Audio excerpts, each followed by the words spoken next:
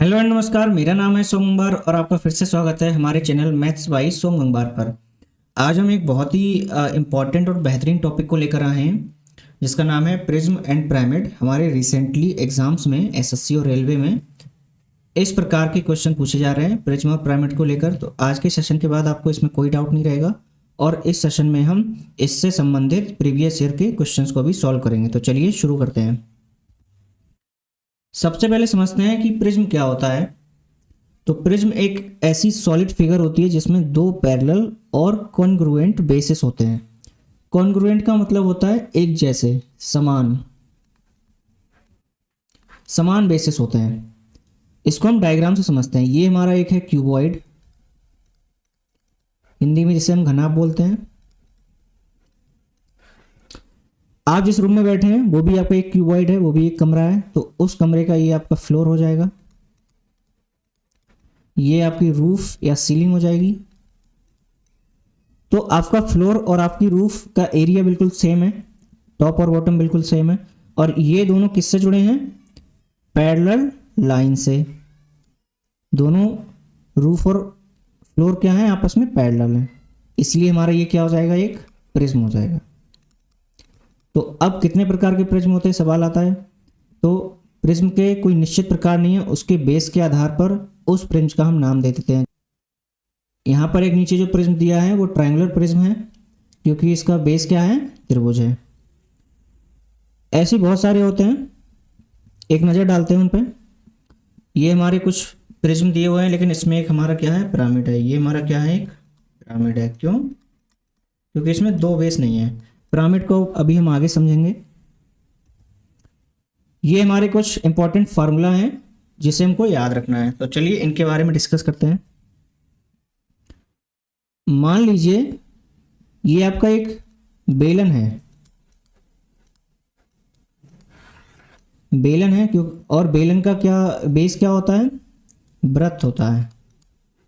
तो ये आपका टॉप पार्ट है, ये बॉटम है, इसका अगर हमें वॉल्यूम निकालना है तो उसके लिए सबसे पहले समझते हैं।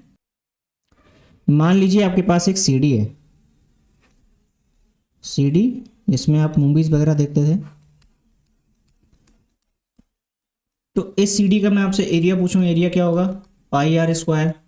और अगर इस सीडी की लंबाई यानी कि हाइट कुछ भी नहीं है, नगण्य है, तो इसका एरिया ही इसका क्या हो जाएगा? वॉल्यूम हो जाएगा। बिल्कुल हो जाएगा। अब मान लीजिए ऐसे ही सीडी के ऊपर सीडी रखी हुई हैं, तो इस प्रकार से जो फॉर्मेशन बनेगा वो बेलन होगा। अगर मान लीजिए कि 100 सीडी रख दी जाए तो वो एक तरीके का बेलन बनाएंगी। बिल्कुल बनाएंगी। तो उनका आयतन क्या होगा? चूंकि सीडी का तो कोई हाइट था नहीं तो हमने पाई आर स्क्वायर कह दिया। अब उन सारी सीडीओ की हाइट अगर कुल मिला के एच है तो वॉल्यूम हमारा क्या हो जाएगा? Pi R square H. इसीलिए हम कह सकते हैं कि हमारे प्रिज्म का आयतन क्या होगा? प्रिज्म का वॉल्यूम क्या होगा? प्रिज्म का आयतन। तो आपको बेस का एरिया लेना है, एरिया ऑफ बेस, और मल्टीप्लाई किससे कर देनी है? हाइट से। लेटरल सरफेस एरिया यानी कि वक्र पृष्ठीय क्षेत्रफल की बात करें तो ये वाला जो पार्ट है, ये पार्ट बेस का एरिया इसमें शामिल नहीं होता है। उसका फार्मूला कैसे निकालेंगे? तो सपोज फिर से आपके पास ये सीडी है और इस सीडी का सरकमफेरेंस कितना होगा? चूंकि ये गोल है 2 पाई आर होगा। और ऐसे ही मान लीजिए सीडी के ऊपर सीडी रखी हुई है बहुत सारी, तो एक का होगा अगर 2 पाई आर। और ऐसे अगर मान लो एच ऊंचाई तक रखी हुई है तो उनका एच से मल्टीप्लाई कर देंगे, हमारा आ जाएगा 2 पाई आर एच।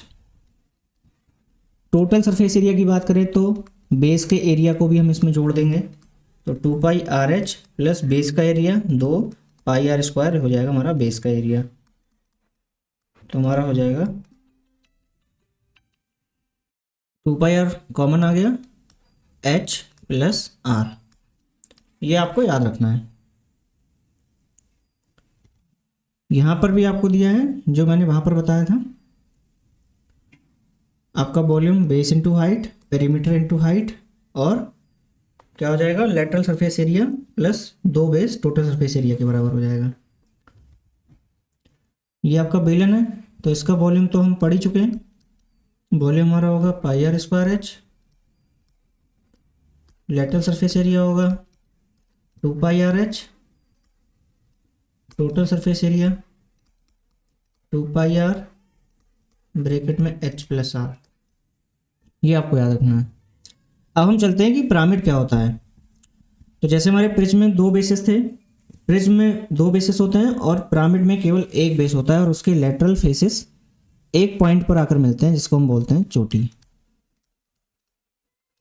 इसका एग्जाम्पल आपके घर में तराजू होते हैं, उनमें 2 पल्ले होते हैं और सब में रस्सियाँ बंधी होती हैं। वो रस्सियाँ कहाँ पर आके मिलती है? डंडे पे सारी रस्सियाँ आके मिलती हैं, तो वही हमारी क्या होती है? चोटी। तो उस तरीके की सारी आकृति क्या होंगी? हमारी पिरामिड होंगी।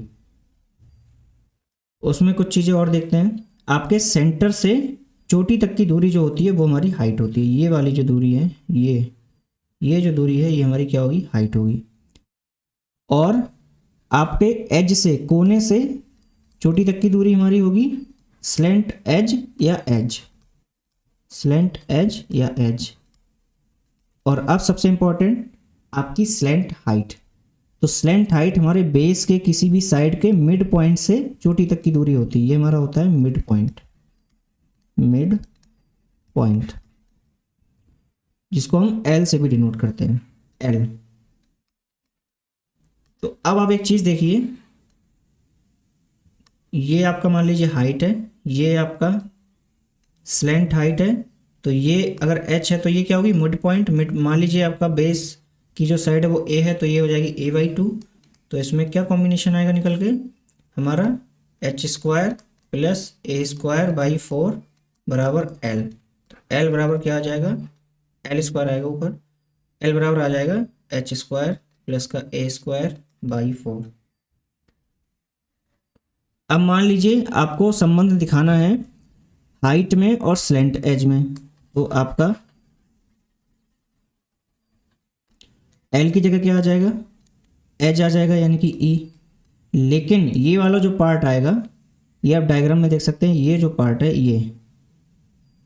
ये हमारा क्या होगा? ये पूरा डायगोनल है, पूरा क्या है? डायगोनल। तो डायगोनल का क्या होगा? हाफ d/2, ये आएगा हमारा d/2। तो अगर मैं ई की बात करूं तो ई आ जाएगा h² प्लस d²/4। आपका हाइट से रिलेशन होता है स्लेंट हाइट का, स्लेंट एज का, लेकिन आपस में कोई रिलेशन नहीं होता स्लेंट हाइट का और स्लेंट एज का। ये आपके कुछ पिरामिड दिए हुए हैं। बेस के आधार पर पिरामिड के नाम होते हैं। अगर स्क्वायर बेस है तो स्क्वायर पिरामिड, हेक्सागोनल यानी कि अगर षटभुजाकार है तो हेक्सागोनल पिरामिड। ये आपका एक पिरामिड नहीं है, ये हमारा क्या है? प्रिज्म है, क्योंकि इसके 2 बेसिस हैं और दोनों क्या है? पैरेलल लाइन से जुड़े हैं। अब फार्मूला देखते हैं पिरामिड के। तो जैसे हमारे प्रिज्म में वॉल्यूम का फार्मूला था बेस इनटू हाइट, इसमें आपका 1/3 और लग जाता है, उसके बारे में भी हम डिस्कस करेंगे। लेटरल सरफेस एरिया में उसमें था पेरीमीटर इनटू हाइट, यहाँ पर होता है perimeter into slant height, slant height, और हाफ और लगता है साथ में। एक फार्मूला आपको और याद रखना है, total surface area LSA plus base का एरिया। लेटरल सरफेस एरिया हो जाएगा हमारा हाफ पेरीमीटर इंटू एल, और बेस जो भी हमारा बेस होगा, तो ये आपको और याद रखना है। अब एक और पिरामिड की बात करते हैं जिसका नाम है शंकु। तो शंकु क्या हमारा पिरामिड होता है? बिल्कुल होता है। क्यों? क्योंकि इसका एक बेस है और सारे जो लेटरल फेसेस हैं, यानी कि वो कहाँ पर एक बिंदु पर आकर मिलते हैं? चोटी। इसलिए हमारा ये क्या हो जाएगा? एक पिरामिड हो जाएगा। अब इसकी मान लो हाइट h है, r ये है, तो ये हमारी क्या होगी? Slant height. तो स्लेंट हाइट अगर नहीं पता है हमें, h और r पता है, तो निकाल सकते हैं पाइथागोरस थ्योरम से, बिल्कुल निकाल सकते हैं। तो इसका अगर हम वॉल्यूम निकालें तो क्या हो जाएगा? 1/3 बेस का क्षेत्रफल। अब बेस कैसा है इसका? वृत्ताकार है, जिसका क्या होता है formula? πr²। πr² into height, height हमारी क्या हो जाएगी? h। इसका लेटरल सरफेस एरिया निकालें, वक्र पृष्ठीय क्षेत्रफल, ये वाला पार्ट आएगा, बेस नहीं आएगा। तो 1/2 पेरीमीटर क्या हो जाएगा? तो सर्कल का पेरीमीटर 2πr होता है, तो 2πr into slant height l, 2 से 2 कैंसिल, πr l। और टोटल सरफेस एरिया की बात करें तो बेस का क्षेत्रफल भी जुड़ जाएगा, pi R L, pi R square, pi R common, L plus R, ये आपको याद रखना है। अब जो हमने बताया था कि वॉल्यूम में 1/3 क्यों आता है, तो मान लीजिए आपके पास कोई एक प्रिज्म है जिसकी क्या है, जिसका हमारा बेस आयताकार है, आयताकार है और इसकी हाइट h है। तो अगर इस प्रिज्म से हम इसी हाइट और इसी बेस का, यानी कि वृत्ताकार बेस, आयताकार बेस का हम एक पिरामिड बनाएं तो कितने पिरामिड बनेंगे? 3 बनेंगे। एक और एग्जांपल से समझते हैं हम। मान लीजिए आपके घर में ग्लास तो होते ही हैं, ये आपका एक ग्लास है, इसमें मान लीजिए पानी भरा है 12 लीटर। ग्लास हमारा प्रिज्म हो जाएगा। और मान लीजिए आपके पास एक कोन है,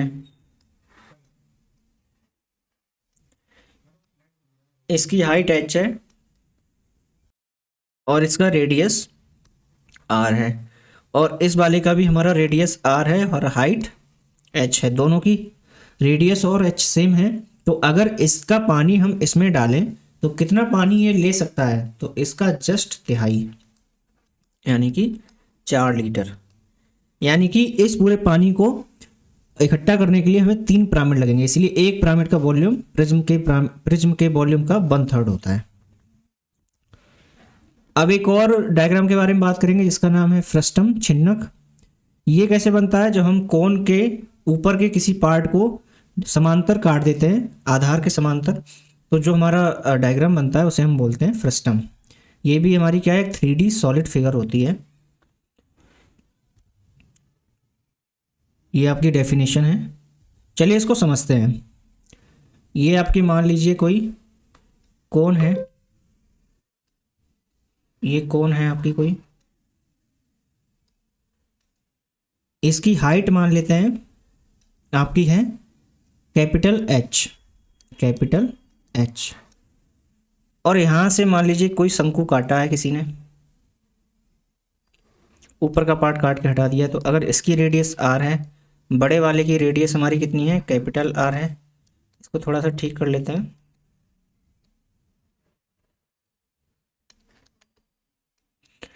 तो और इसकी स्लैंट हाइट हमारी मान लीजिए बड़े वाले की L है और छोटे वाले की हमारी क्या है, इस बीच वाले पार्ट की मान लीजिए L डैश है, और इस फ्रस्टम की हमारी हाइट h है, ये h है। इसको कोई नाम दे दीजिए, ABCD DE। तो अगर हम देखें ट्राइंगल ADE और ट्राइंगल BCA या ABC में क्या देखते हैं हम? एंगल ए कॉमन है और बराबर है दोनों में। एंगल D बराबर होगा एंगल B के, क्यों? दोनों अंताकोण हैं, ये हमारा क्या हो जाएंगे? अंताकोण हो जाएंगे, अंताकोण हो जाएंगे। और 2 एंगल बराबर हैं तो तीसरा एंगल तो ऑटोमेटिक बराबर होगा, क्योंकि दोनों क्या हैं? ट्राइंगल हैं। तो तीनों एंगल बराबर हैं, त्रिभुज कैसे होंगे? समरूप। और समरूप त्रिभुजों की क्या प्रॉपर्टी होती है कि उनकी लंबाइयाँ क्या होती हैं? आपस में अनुपात में होती हैं। जैसे बड़े वाले शंकु की हाइट कैपिटल H और छोटे वाले शंकु की हाइट, तो छोटे वाले शंकु की हाइट क्या हो जाएगी? कैपिटल H में से स्मॉल h को हटा देंगे। बड़े वाले शंकु की त्रिज्या r, छोटे वाले की r बराबर होगी आपका बड़े वाले शंकु की स्लैंट हाइट L और छोटे वाले शंकु की slant height L minus L dash के। ये एक रिलेशन है जो कभी भी डायरेक्ट या इनडायरेक्ट रूप से पूछ लिया जाता है। तो अब हम चलते हैं इसके वॉल्यूम को फाइंड करते हैं कि इसका वॉल्यूम कैसे फाइंड करेंगे। तो वॉल्यूम फाइंड करने के लिए हम क्या करेंगे? वॉल्यूम ऑफ बिग कोन, अगर हम बड़े वाले शंकु में से छोटे वाले शंकु को घटा दें, वॉल्यूम को घटा दें, तो हमारा फ्रस्टम का वॉल्यूम निकल के आ जाएगा। बड़े वाले का वॉल्यूम क्या होगा? 1/3 पाई कैपिटल R और कैपिटल H माइनस हो जाएगा 1/3 R स्क्वायर, और यहाँ पर क्या आएगा? H minus H। क्योंकि ये वाली जो हाइट होगी ये क्या हो जाएगी, ये वाली हाइट h माइनस एच होगी। बिल्कुल, यहाँ से 1/3 कॉमन लेंगे और पाई भी कॉमन आ जाएगा, तो यहाँ हो जाएगा आर स्क्वायर एच माइनस यहाँ हो जाएगा capital R square capital H minus का आर स्क्वायर। यहाँ पर माइनस नहीं बल्कि आएगा प्लस, माइनस माइनस प्लस। अब चूंकि हमारा फ्रस्टम है और फ्रस्टम में कैपिटल एच तो आएगा नहीं, इसलिए हमें जहाँ जहाँ कैपिटल एच है उसको हटाना होगा। तो उसको हटाने के लिए हम क्या करेंगे, यहाँ से कैपिटल एच को कॉमन लेंगे, तो यहाँ बचेगा R square minus R square plus R square H. तो अब यहाँ पर देखते हैं, यहाँ पर थोड़ा सा सॉल्व करते हैं। हमें कैपिटल एच नहीं चाहिए, इसलिए कैपिटल एच की जगह पे क्या आ जाएगा, यहाँ पर थोड़ा सॉल्व करेंगे तो यहाँ आएगा एच आर बराबर आर एच माइनस का R small H, H R minus का आर एच बराबर माइनस का आर एच। यहाँ से एच कॉमन लेंगे तो आ जाएगा हमारा आर माइनस आर बराबर माइनस का आर एच। तो अगर हम h रखें तो h बराबर हो जाएगा माइनस का आर एच बटे आर माइनस आर। चूँकि माइनस हटाना है इसलिए हम क्या करेंगे, नीचे साइन पलट जाएगा, अगर ऊपर प्लस करेंगे तो नीचे भी, तो इसलिए हमारा निकल के आ जाएगा आर एच बटे आर माइनस आर। इसको आपको ध्यान रखना है। तो हम h की जगह पे ये रख सकते हैं क्या, बिल्कुल रख सकते हैं। क्या रख सकते हैं, आर एच बटे आर माइनस आर। यहाँ हो जाएगा R square minus R square plus R square H. 1/3 यहाँ पर हो जाएगा आर एच बटे आर माइनस आर। अब यहाँ पर R square minus R square, तो A plus B A minus B लगा सकते हैं। तो R plus R R minus R plus का R square H. R square minus R से ऊपर वाला कट जाएगा, तो हमारा ऊपर क्या बचेगा, यहाँ पर पाई आएगा। पाई हमारा आएगा, मल्टीप्लाई कर लेंगे तो आ जाएगा आर स्क्वायर एच प्लस का capital R small are capital R H plus का आर स्क्वायर एच। यही हमारा क्या होता है, वॉल्यूम ऑफ फ्रस्टम। क्या होगा हमारा, वॉल्यूम ऑफ फ्रस्टम। इस तरीके से हम इसको ड्राइव करते हैं।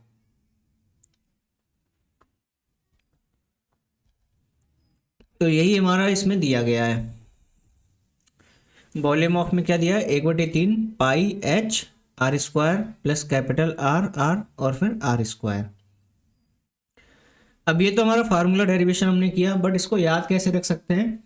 तो ये फ्रस्टम भी हमारा कोन से बना होता है, और कोन का क्या होता है, 1/3 पाई आर स्क्वायर एच, यही होता है। तो आपका चूंकि यहाँ पर 2 आर होते हैं, तो दोनों आर को बारी बारी से लिख देंगे। कैसे, 1/3 पाई, एक का स्क्वायर लिखेंगे बड़े वाले का, छोटे वाले का लिखेंगे और दोनों की मल्टीप्लाई कर देंगे और एच लगा देंगे। ऐसे आप इसको याद रख सकते हैं। कर्व्ड सरफेस एरिया या एल से लेटरल सरफेस एरिया कैसे निकालेंगे, शंकु को कैसे निकालते थे, पाई आर एल। तो यहाँ पर हमारा क्या चेंज हो गया, आर, आर की जगह पे क्या कर देंगे, capital R plus small R, बस। ऐसे ही इसमें कैपिटल आर की जगह स्मॉल आर की जगह capital R plus small R, और यहाँ पर भी आर की जगह कैपिटल आर का स्क्वायर प्लस आर स्क्वायर। ये फार्मूला आपको याद रखना है। तो ये था आपका लेक्चर। नेक्स्ट लेक्चर में हम इनसे संबंधित क्वेश्चंस को भी करेंगे। तो अगर आपको वीडियो पसंद आए इसे लाइक करें, शेयर करें, और चलिए मिलते हैं पार्ट 2 में।